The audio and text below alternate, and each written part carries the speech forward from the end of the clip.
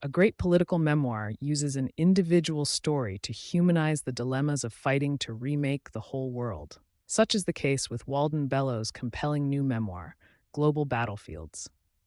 Throughout the book, Bello dissects a central tension in his political life, the dance of ideas and action. Bello makes this theme clear through his repeated citation, at least 4 times by my count, of Karl Marx's declaration in Theses on Feuerbach. Philosophers have hitherto only interpreted the world in various ways. The point is to change it. The author of 25 books, mostly about international political economy, the holder of a PhD in sociology, and a professor who has taught in universities around the world, Bello is undeniably a philosopher in Marx's sense. He respects the value of intellectual work. For him, the key phrase in Marx's quote, the one that challenges the reader, is hitherto. The problem is not trying to understand the world. The problem arises when that step is the last step. And since the day in April 1970 when he leapt into the middle of a skirmish between police and protesters, Walden Bello has embodied the praxis demanded in Marx's quote, always be part of a movement. For those unfamiliar with him, Walden Bello is a sociologist, activist, former Filipino congressman, writer, strategist, professor, and teacher. In his native Philippines, he is best known for his decades of anti-authoritarian activism, his almost 8 years serving in the Filipino House of Representatives, and his runs for the Senate and the vice presidency. Globally, Walden's name evokes his long work with the activist policy organization Focus on the Global South, as well as his participation in global struggles against neoliberalism and its many institutional drivers. In Global Battlefields, Bello recounts his life as a political figure, mostly skipping over his childhood and youth. While the book hews to the cerebral, it is not a cold work. At times, I laughed out loud, such as when Bello recounts his increasingly strained efforts to avoid being photographed with Imelda Marcos, while both served in the Filipino House of Representatives. There are also exciting anecdotes, such as the story of how, over a period of 3 years, he and a small team of activists regularly snuck into the World Bank's Washington, D.C. headquarters to copy secret documents demonstrating the bank's role in propping up the Marcos regime. I also found the book quite moving.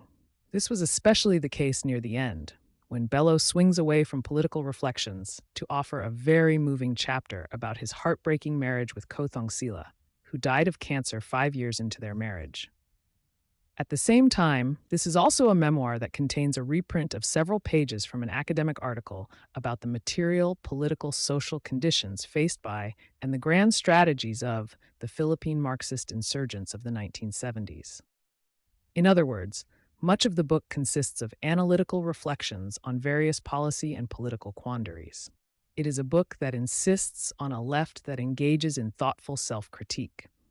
As he declares, a person should always be part of a movement, part of progressive organizations, but not uncritically so. But not uncritically. In particular, Bello insists that the left needs good analysis to have solid strategy. Personally, I found one of the most fascinating examples of this philosophy right at the start. As a PhD candidate in the early 1970s, Bello decided to head to Chile to witness the hopeful chaos then racking the country. In 1970, a coalition of leftist parties eked out an electoral victory, allowing democratic socialist Salvador Allende's ascent to the presidency. Recounting his time in Chile, Bello chides a frequently heard leftist view that U.S. interventionism represents almost the only important force in world affairs. For Chile, this often means the September 11, 1973 coup is simply told as the CIA and Nixon overthrowing the government. Instead, Bello points to a more complicated story with much local agency. He dissects the Chilean left's misunderstandings of the country's bourgeoisie, arguing that it blinded the left to a real and growing threat from a major social sector. While the U.S. certainly played an important role in the coup, Bello urges us to understand internal dynamics, that the Chilean elites were able to connect with middle-class voters terrified by the prospects of poor sectors rising up. Bello continues this sharp analysis throughout the book. A significant portion of the work explores his decades of fighting for social justice in his native Philippines. Bello names the villains, the Marcos family, Duterte, selfish elites, and more. But he also tries to understand the left's failures, where they stemmed mainly from forces outside their control and where internal dynamics played a role. On the global justice front, Bello finds room for optimism. He recounts the glory days of mass protests against international financial institutions, including his memories of the Battle of Seattle, as well as his participation in actions against the US led war on terror. Bello celebrates that the left said bullshit and fought back. And now, 30 years later, the WTO is paralyzed, and neoliberalism, while still institutionalized, has been intellectually discredited. He also reintroduces readers to his concept of deglobalization, a vision of a different world political economy based on local production and democratic governance. Helpfully, Bello digs into how deglobalization has also become, in a way, a mantra of the ethno-nationalist right across the globe, while clearly laying out the vast differences between left and right visions. Morality and pragmatism. Throughout it all, Bello argues for keeping morality and practicality in constant, uneasy conversation. Looking to his own time in the Filipino government, Bello digs into how he thought through when to compromise and when to stick to principle. He lauds the potential of holding state power, noting his role in helping pass legislation upholding some reproductive justice measures, his fight for agrarian reform, and times helping the Philippines maintain a principled anti-imperial stance in foreign relations. As much as he chose pragmatism, however, Bello does not scoff at high principle. After all, he left Congress of his own accord before his term expired.